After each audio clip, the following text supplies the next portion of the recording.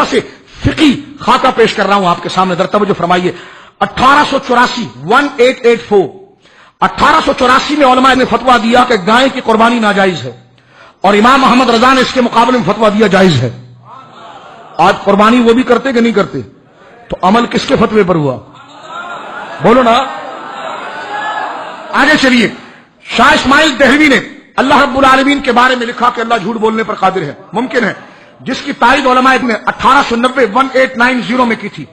علامہ فضل حق خیر آبادی رحمۃ اللہ علیہ نے امام احمد رضا فاضل بریلوی نے اسے ناممکن بتایا تھا۔ دو، آج مجھے بتائیے کہ آج یہ فتویٰ لکھ کر دے سکتے ہیں؟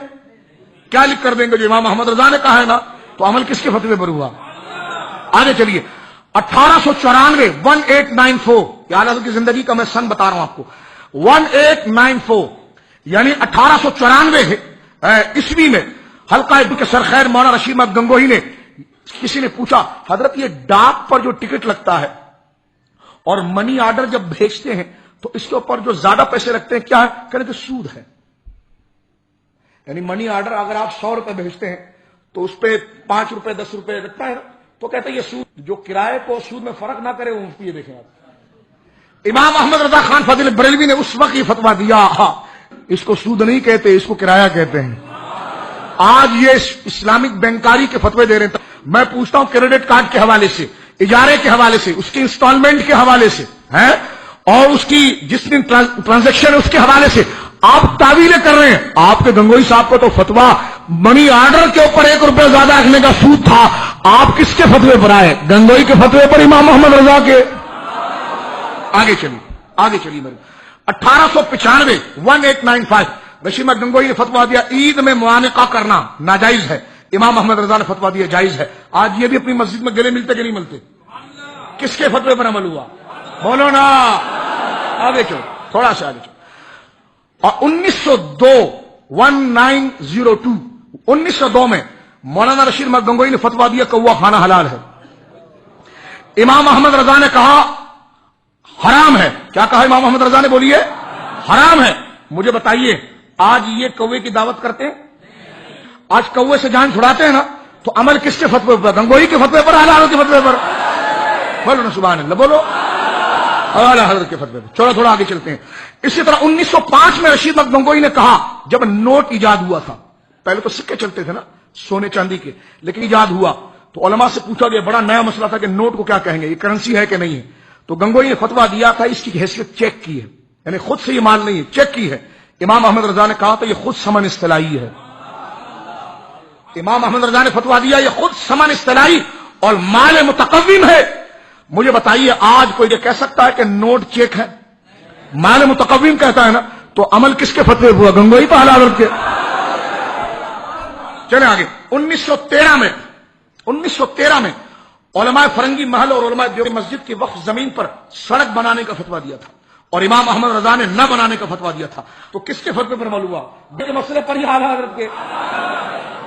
بولو نا یار، اعلیٰ حضرت۔ تھوڑا آگے چلیں۔ اسی طرح 1918 کے اندر حکیم الامت جس کو یہ کہتے ہیں جناب مولانا اشرف علی تھانوی صاحب، ان کے شاگرد مولانا حسن نظامی ثانی، انہوں نے لکھا تھا کہ مشائخ طریقت کو سجدہ تعظیمی جائز ہے، اور امام محمد رضا نے کہا تھا ناجائز ہے۔ آج یہ فتویٰ دے سکتے ہیں؟ فتویٰ دیں گے نا، تو عمل کس کے فتوے پر ہوا؟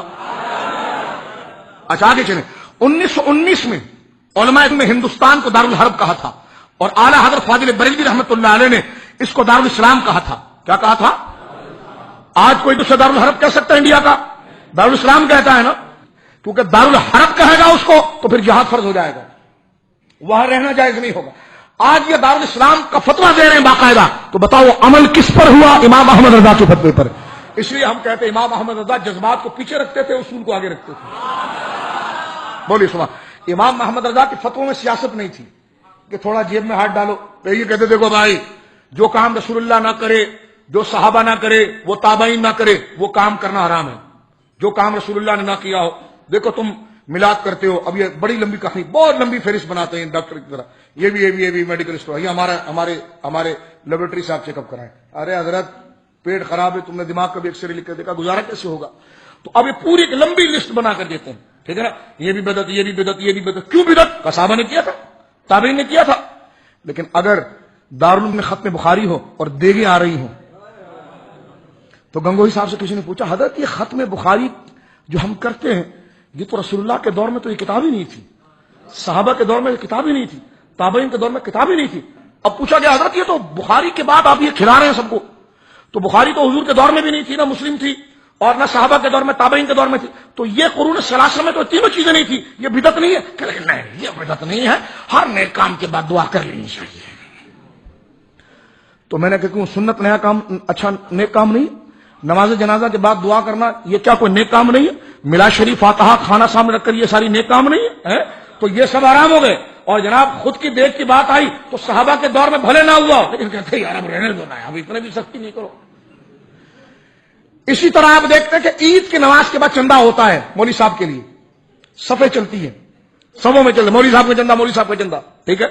پوچھا جب گیا تھانوی صاحب سے کہ خطبے کے بعد دعا امام صاحب عید کے دن کرتے ہیں اور فرض نماز عید کی نماز کے بعد کرتے ہیں، یہ رسول اللہ نے کی، صحابہ نے کی، تابعین نے کی، تو واضح بہشتی زیور حصہ نمبر 11 باب العیدین میں یہ مسئلہ لکھا ہوا، خدا کی قسم وہ کہتے ہیں عید کی نماز کے بعد دعا کرنا، اور یہ فتاوی دارالعلوم دیوبند عزیز الرحمان میں بھی ہے عیدین کے باب میں، کہتے ہیں عید کے بعد اصول تو یہ تھا بدعت کا جو کام رسول اللہ کے دور میں نہ ہوا ہو، صحابہ کے دور میں نہ ہو، تابعین کے دور میں نہ ہو، تم بڑے گندے ہو، تم بڑے بدعتی ہو، وہ کام کرتے جو صحابہ نے نہیں کیا۔ ہم نے کہا حضرت تو آپ تو فرشتے ہیں، آپ نے کیا کیا؟